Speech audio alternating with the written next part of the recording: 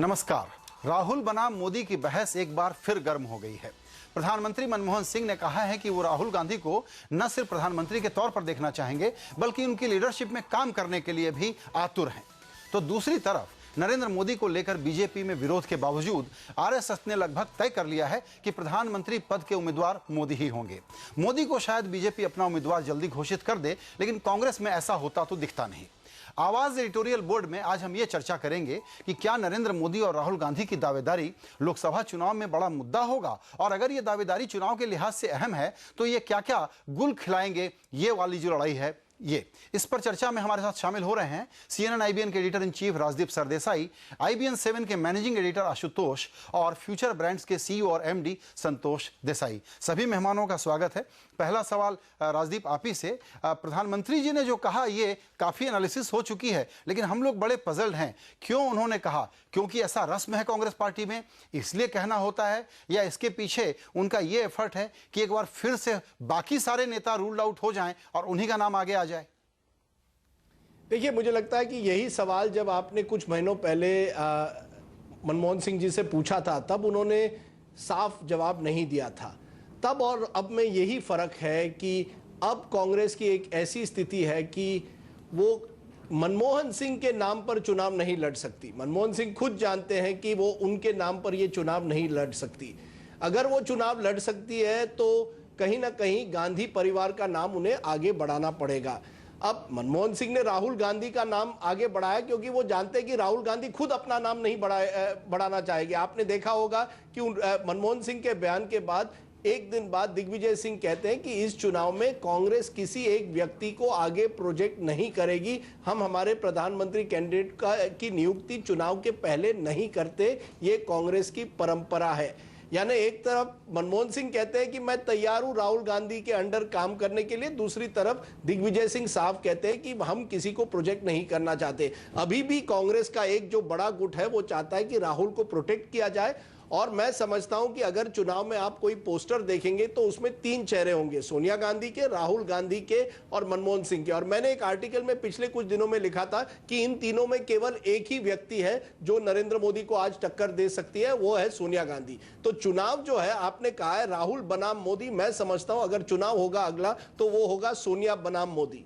आपने बिल्कुल ठीक कहा। हमारी भी यही राय है आशुतोष कि सोनिया गांधी के नाम पर ज्यादा वोट मिलते हैं, मनमोहन सिंह जी के नाम पर उससे कम, और राहुल गांधी के नाम पर तो उससे भी कम। तो दरअसल सोनिया गांधी की लीडरशिप में चुनाव लड़ना कांग्रेस के लिए ज्यादा फायदेमंद है आशुतोष। ऐसे में ये राहुल का ऑब्सेशन सिर्फ हमारा पब्लिक डिबेट का ऑब्सेशन है, मीडिया का ऑब्सेशन है, या वास्तव में कांग्रेस पार्टी की तरफ से ये गाना लगातार गाया जा रहा है क्योंकि राहुल को सलाम करना बहुत जरूरी है इस पार्टी के जो रस्म है उसमें? देखिए, राहुल को सलाम करना जरूरी है, ये तो कांग्रेस की जो दरबारी प्रवृत्ति है ये उसका एक नतीजा भी है। लेकिन दो चीजें स्पष्ट है। पहली बात यह है कि खुद नरेंद्र मोदी और बीजेपी ये चाहती है कि राहुल गांधी को इस तरीके से प्रोजेक्ट किया जाए कि वो कांग्रेस के राजकुमार हैं जो फिलहाल सम्राट या राजा बनना नहीं चाहते हैं, लेकिन वो रेस के अंतर्गत है, क्योंकि ये लड़ाई बीजेपी को सूट करती है, नरेंद्र मोदी को सूट करती है। और वो ये कह सकते हैं एक तरफ निर्णायक नेता है, मजबूत नेता है जो फैसले करता है, विकास का जिसका उदाहरण है। दूसरी तरफ राहुल गांधी को वो उसकी तुलना में रखेंगे और पाएंगे कि राहुल गांधी जो है वो एक तरीके से रिलक्टेंट वॉरियर हैं, जो लड़ तो रहे हैं लेकिन लड़ते हुए दिखते नहीं है, फैसले करते हुए दिखते नहीं, बड़े बड़े मुद्दों पर उनकी राय नहीं है। तो राहुल बनाम नरेंद्र मोदी की जो लड़ाई है ये बीजेपी को सूट करती है और बीजेपी का जो प्रोपेगेंडा डिपार्टमेंट है वो इसको आगे बढ़ाएगा। दूसरी बात जो है, कांग्रेस क्या बढ़ाना चाहती है? कांग्रेस बिल्कुल नहीं बढ़ाना चाहेगी, ना कांग्रेस उसको प्रोपेगेंडा के तौर पर आगे करना भी चाहेगी, क्योंकि इस वक्त जो माहौल है वो माहौल कांग्रेस के खिलाफ है, सरकार के खिलाफ है। ऐसे समय में जो दरबारी होते हैं उनकी पहली कोशिश ये होती है कि राजकुमार को किसी तरीके से बचाया जाए, प्रोटेक्ट किया जाए, क्योंकि आगे की लड़ाई जो है वो वही राजकुमार आगे लेके जा सकता है। तो अगर आप मुगलिया सल्तनत को देखें या उसके बाद देखें, हमेशा राजकुमार को हर हालत में बचाना है, क्योंकि राजकुमार को बचाने का मतलब यह है कांग्रेस को अपने तमाम बड़े दरबारियों के अपने अस्तित्व का संकट है। तो कांग्रेस नहीं चाहेगी, बीजेपी चाहेगी, और बीजेपी अपने इस प्रोपेगेंडा में कहीं ना कहीं कामयाब होती दिखती है कि राहुल तो लड़ाई में हैं भी और नहीं भी। बिल्कुल, ये जो आशुतोष ने बात कही, राजदीप आपके पास आऊंगा। देखिए, कांग्रेस के लिए बड़ा सिंपल है कि एक तो वो अपनी तरफ से हम मना करते हैं लेकिन वो नहीं मानते, नरेंद्र मोदी का नाम लेना बंद कर दें, और दूसरा सोनिया गांधी के नेतृत्व में चुनाव लड़ा जाएगा, ये मैसेज लेकर के जाए। तो कांग्रेस पार्टी में भी कंफ्यूजन है, अल्टीमेटली यही होगा या ये नहीं होगा? देखिए, कांग्रेस पार्टी जानती है कि उनकी जो लड़ाई है वो नरेंद्र मोदी के साथ ही होनी है, लेकिन कांग्रेस पार्टी एक ऐसी पार्टी है जो जुबान पर एक चीज कहती है और जब आप प्राइवेट में उनको से पूछते हैं वो कुछ अलग बात कहती है। कांग्रेस आपको मालूम होगा कि जब जयराम रमेश ने कहा कि नरेंद्र मोदी के विचारधारा के साथ ये एक लड़ाई है, उनको जनार्दन द्विवेदी ने कहा कि जयराम रमेश ने जो कहा है वो गलत है। कांग्रेस की दुविधा यह है कि एक तरफ अगर वो नरेंद्र मोदी को टारगेट करते रहे तो नरेंद्र मोदी की अहमियत और बढ़ती है, दूसरी तरफ वो जानती है कि अगर आप नरेंद्र मोदी को नहीं टारगेट करेंगे तो वो जो पूरा पॉलिटिकल स्पेस है वो नरेंद्र मोदी टेक ओवर करेंगे। तो कांग्रेस बिल्कुल दुविधा में है कि किस लेवल तक आप नरेंद्र मोदी को टारगेट करें। आपको ध्यान होगा 2007 के गुजरात के चुनाव में सोनिया गांधी को कहा गया कि आप जाइए गुजरात में और नरेंद्र मोदी को टारगेट करिए। उन्होंने कहा कि नरेंद्र मोदी जो है मौत का सौदागर है। उस स्टेटमेंट का पूरा फायदा नरेंद्र मोदी ने उठाया और वो चुनाव उन्होंने जीत लिया। तो कांग्रेस बिल्कुल दुविधा में है कि नरेंद्र मोदी जैसे व्यक्ति को किस लेवल तक आप टारगेट कर सकते हैं और क्या उनको लेकर आप ये चुनाव पोलराइज कर सकते हैं। कांग्रेस के लिए नरेंद्र मोदी एक तरह से एसेट भी है और लेकिन कांग्रेस ये भी जानती है कि वो बीजेपी के लिए की कमजोरी भी है और बीजेपी की स्ट्रेंथ भी है, ताकत भी है और कमजोरी भी है। बिल्कुल, इस पर हम चर्चा आगे करेंगे, लेकिन आपने जिस दुविधा का जिक्र किया इस सवाल को लेकर के अब संतोष जी आपके पास आना चाहूंगा। देखिए, पहले ये कहा गया कि ये तो नरेंद्र मोदी जो हैं ये कॉर्पोरेट इंडिया के प्राइम मिनिस्टर हैं, तो अभी नीलसन का एक सर्वे आया उसमें भी आ रहा है कि पॉपुलैरिटी में वो सबसे आगे हैं, और राजदीप ने जो सर्वे करवाया CSDS से उसमें भी आया कि वो सबसे आगे हैं, उसके बाद बहुत पीछे जाके राहुल का नंबर आता है। तो आप चूंकि कंज्यूमर इनसाइट का रिसर्च का काम करते हैं और यहां पर कंज्यूमर हमारा वोटर है, तो इन दोनों शख्सियतों को जब आप देखते हैं तो इसमें पहले राहुल गांधी पर आपकी राय जानना चाहूंगा इस सेशन में। मेरे ख्याल से देखिए, राहुल गांधी का यह है कि वो उनका कोई क्लैरिटी खास है नहीं। अगर आप देखें कि वो क्या रिप्रेजेंट करते हैं, एक ब्रॉड आपको लगता है कि ये कोशिश उनकी ये है कि पुअरर सेक्शंस हैं, थोड़े जो मार्जिनलाइज्ड हैं, उनकी तरफदारी करें, उनकी तरफ एक सिंपैथी दिखाएं।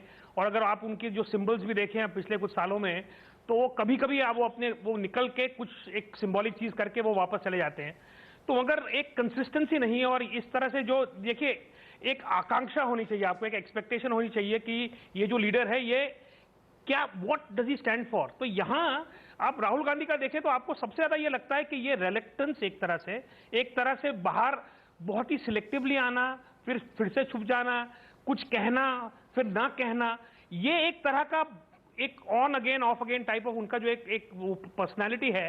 तो उससे मेरे ख्याल से वोटर में राहुल गांधी एक जमाने में जब वो पोटेंशियल था, एक वो सिर्फ आइडिया था जो आपने खास देखा नहीं था, तब शायद उसमें कोई लगता था कि शायद यंग फेस है, वो आएगा कुछ करेगा। अब वो आइडिया हकीकत में थोड़ा बहुत बदल गया है और वो जो हकीकत आपके सामने आई है उसमें आपको कोई खास ऐसा लगता नहीं है जिसे आप या तो कनेक्ट कर पाए या उस पर कोई खास आप अपनी आशा रख सकें कि भाई इस तरह का ये या तो गवर्नेंस प्रोवाइड करेगा, इसके आइडियाज इस तरह के हैं, या ये करना भी चाहता है या नहीं। यहां तो उसका सबसे बड़ा सवाल तो ये है कि इंटरेस्ट है इसे जी, वो भी आपको नहीं पता राहुल गांधी के बारे में। तो मेरे ख्याल से कई ऐसे सवाल हैं जो राहुल गांधी खुद वो क्रिएट कर रहा है और वो जवाब नहीं दे रहा है। बिल्कुल। यहां पर एक ब्रेक लेंगे और ब्रेक के बाद बिल्कुल यही ब्रांड परसेप्शन नरेंद्र मोदी पर क्या है ये जानना चाहेंगे। छोटा सा ब्रेक।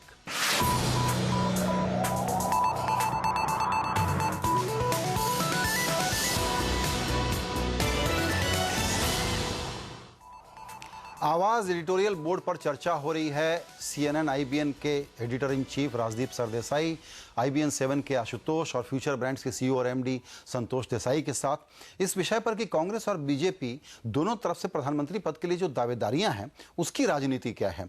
इसके पहले कि मैं आशुतोष के पास जाऊं, हम लोग संतोष जी से यही दोबारा सवाल पूछते हैं, उसको ये कंप्लीट कर दें तो एक चर्चा पूरी हो जाएगी। वो ये कि ब्रांड के तौर पर नरेंद्र मोदी कैसे परसीव होते हैं?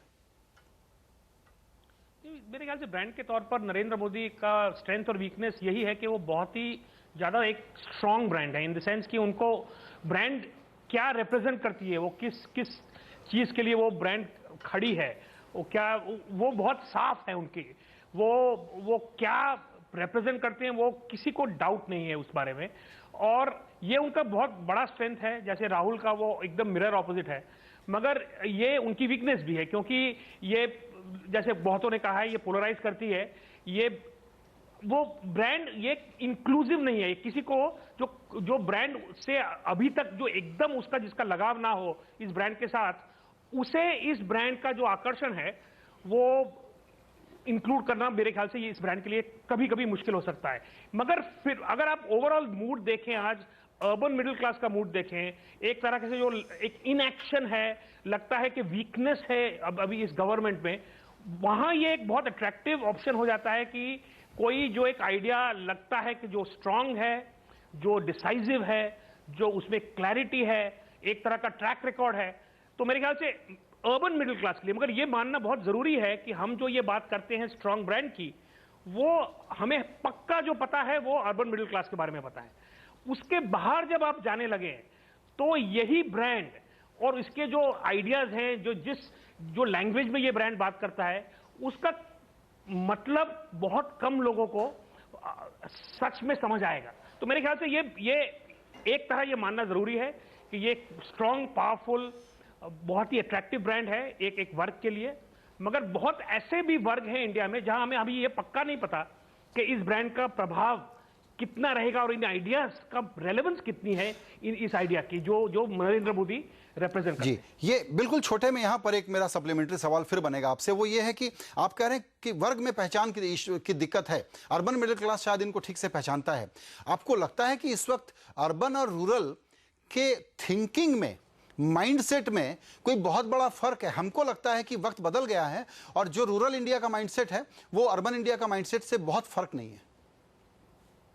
मेरे ख्याल से देखिए ये कहना थोड़ा हो सकता है। ये इलेक्शन एक्चुअली पहली बार ऐसा एक इलेक्शन है जहां ये सवाल एक बहुत ही मेरे ख्याल से सही सवाल है ये पूछना कि भाई कितना फर्क है। जो हम ट्रेडिशनली समझते हैं कि ये दो अलग इंडियाज हैं, ये हकीकत है या नहीं, मगर मेरे ख्याल से अभी इसका जवाब नहीं मिला हमें।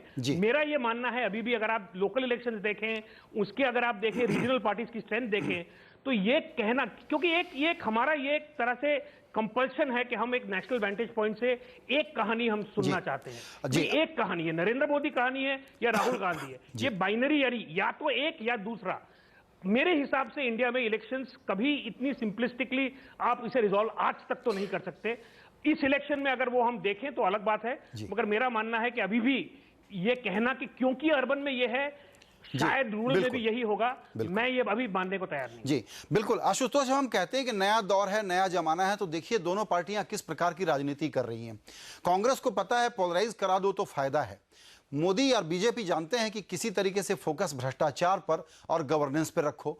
बावजूद उसके जब हम ये पंचकोसी परिक्रमा सुनते हैं, अयोध्या सुनते हैं, अशोक सिंघल को वापस देखते हैं कि ये पिंजरे से बाहर आ गए, तो फिर बड़ा डर भी लगता है। आपको लगता है कि नरेंद्र मोदी जिस मॉडर्न पहचान को मनाना चाहते हैं उसका एंटीडोट भी वो खुद कर रहे हैं, जहां वो अलाउ कर रहे हैं बीजेपी और आरएसएस और पूरे परिवार को कि आप हिंदुत्व पर फोकस करते रहिए, और इनकी दावेदारी की ये बड़ी वीकनेस है? देखिए, नरेंद्र मोदी को लेकर जो बहुत सारे भ्रम है, उसमें से एक भ्रम यह है कि नरेंद्र मोदी अपनी इमेज को बदलने की कोशिश कर रहे हैं। नरेंद्र मोदी की जो पहचान है और उनके पीछे जिस तरीके का संख्या बल है, उसका एक बहुत बड़ा कारण यह है क्योंकि 2002 दंगों की वजह से वो हिंदुत्व के सबसे बड़े आइकॉनिक पुरुष इस वक्त हैं और उनको ये साबित करने की जरूरत नहीं है। दुर्भाग्य सौभाग्य से बीजेपी में अलाल कृष्ण आडवाणी के बाद इस तरीके की छवि का कोई आदमी मौजूद नहीं हुआ। जहां तक आडवाणी और उनके बीच फर्क ये होता है कि नरेंद्र मोदी बहुत एग्रेसिव, बहुत ही आक्रामक किस्म के व्यक्ति के तौर पर आते हैं और उसमें विकास का मुलम्मा अगर आप जोड़ देते हैं तो वो अर्बन जो कॉर्पोरेट वर्ल्ड है उसको बहुत ही अट्रैक्टिव, बहुत ही आकर्षक लगता है। लेकिन उनके साथ जो एक सबसे बड़ी समस्या है वो ओवर एस्टिमेटेड है, ओवर प्राइज्ड है और जिसके अपने खतरे होते हैं। ओवर प्राइज्ड क्यों है, इसकी 3-4 चीजें मैं बस साफ बताना चाहूंगा। पहला, अभी पिछले दिनों हमने सर्वे किया, उसमें दलित वर्ग में उनकी लोकप्रियता बहुत कम है, मुस्लिम्स में उनकी लोकप्रियता बहुत कम है, दक्षिण भारत में उनकी लोकप्रियता बहुत कम है और रूरल इंडिया में उनकी लोकप्रियता कम है। और इन चारों जगहों पर अगर आप देखें तो रूरल इंडिया अगर आप थोड़ा सा छोड़ दें तो राहुल गांधी या तो उनसे आगे हैं या कहीं आगे हैं। गुजरात के इलेक्शन की अगर आप बात देखें तो विधानसभा चुनाव के अंतर्गत जो रूरल असेंबलीज थी उसमें कांग्रेस पार्टी बीजेपी से आगे थी और अर्बन एरिया में इन्होंने 80% से ज्यादा सीटें बीजेपी ने ले रखी थी। तो इसलिए मैं कहता हूं कि अभी ये ब्रांड जो है इसको नेशनल लेवल पर अपने आप को टेस्ट करना होगा, और वहां पर जो एक जब आप किसी को बहुत ज्यादा उम्मीदें लगा देते हैं तो वहां दिक्कत पैदा होती है, और मुझे लगता है कि कहीं ना कहीं वो एक खाई जो है कहीं नुकसान न पहुंचा दे। बिल्कुल। छोटा सा ब्रेक लेना पड़ेगा फिर यहां पर, और फिर हम बातचीत करेंगे, बल्कि एक सार संक्षेप लेंगे राजदीप से भी।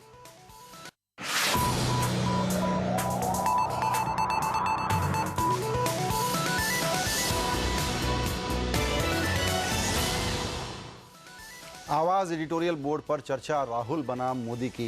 राजदीप, आपने आशुतोष की बात सुनी और संतोष जी की राय सुनी। आपसे मैं समझना चाहूंगा कि एक तरफ तो गवर्नेंस वाले मोदी जी, दूसरे तरफ हिंदुत्व की राजनीति, तो बीजेपी ये जो रिस्क ले रही है, जबकि एंटी इनकम्बेंसी मूड लगता है कि बहुत गहरा है, तो ऐसे में क्या ये माना जाए कि बीजेपी और मोदी एक रिस्की स्ट्रेटजी पर चल रहे हैं और इंटाइटलमेंट की पॉलिटिक्स से, भ्रष्टाचार के मामले को पीछे करते हुए, कम्युनलिज्म का मुद्दा आगे बढ़ाते हुए कांग्रेस किसी सेफ जोन में है, और राहुल गांधी का शोर चूंकि हम लोग सुनते ही रहेंगे और बढ़ेगा ही, ऐसे में आपको लगता है कि राहुल गांधी के फायदे में जाती है ये बातें? देखिए, एक बात साफ है कि जो सीएनबीसी आवाज का जो दर्शक है, जिसे नरेंद्र मोदी एक तरह से कहेंगे नियो मिडिल क्लास, वो नियो मिडिल क्लास आज मोदी के साथ है। हर चुनाव में हर जो सर्वे आता है उसमें सबसे ज्यादा उनको अगर कहीं सपोर्ट मिल रहा है उस नियो मिडिल क्लास से मिल रहा है। अब उस नियो मिडिल क्लास की तादाद बढ़ रही है।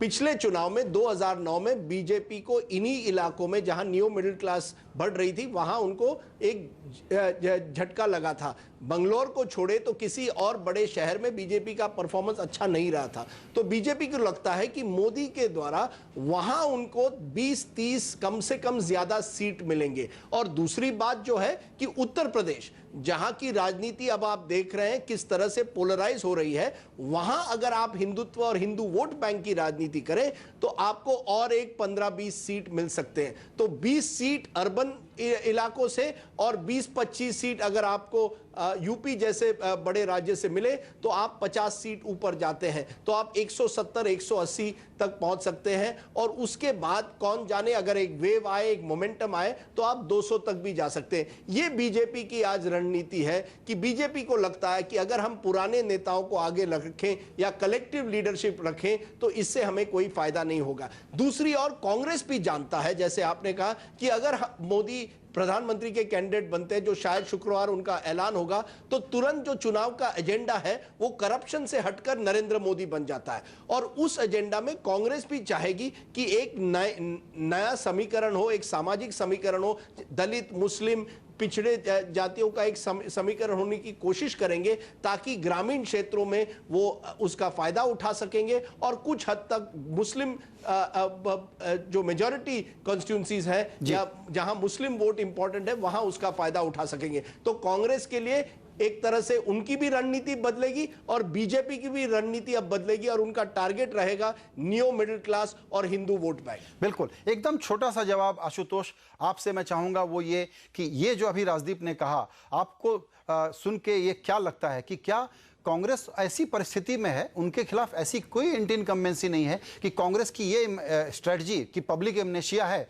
कम्युनल वाला कार्ड आगे कर दो, सारे पाप पीछे छुप जाएंगे और कांग्रेस बेहतर परिणाम दे सकती है चुनाव में?